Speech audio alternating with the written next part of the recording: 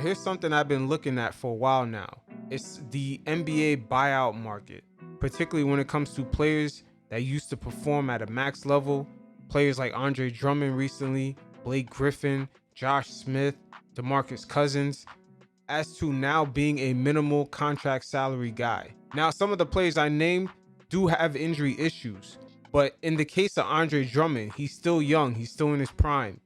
It's going to be very interesting this offseason to see what deal the Lakers give him, because he'll be the first player in a long time to get bought out and then play for a minimum salary and then receive a contract offer for somewhere back to his original value or his present market value.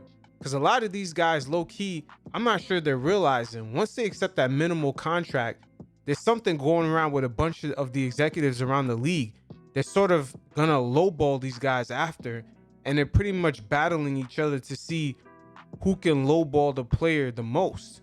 Let's say if they normally could start out at 20 million a year, they would just start out at like 5-6 million a year, and then the highest it would go is possibly 6.5 or 7.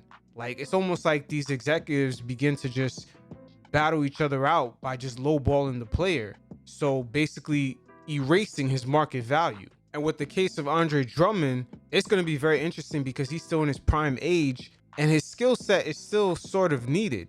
We've seen the return of the big man this season with Jokic and Embiid, and a defender like Andre Drummond will have some value.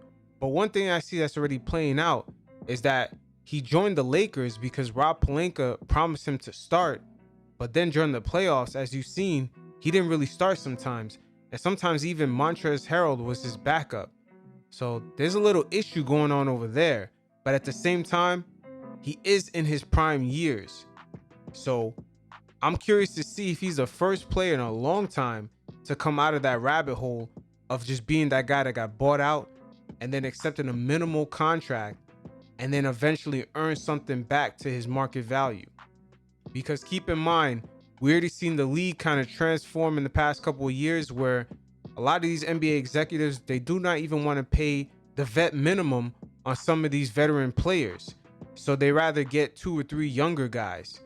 So I'm wondering if something similar is sort of playing out where these guys get bought out and all of a sudden every executive kind of labels them the minimal contract guy, especially if they tend to accept that, trying to chase championships. They sort of become that now. So it'll be very interesting to see how this plays out because DeAndre Drummond is not injured and he's young enough to be in his prime years.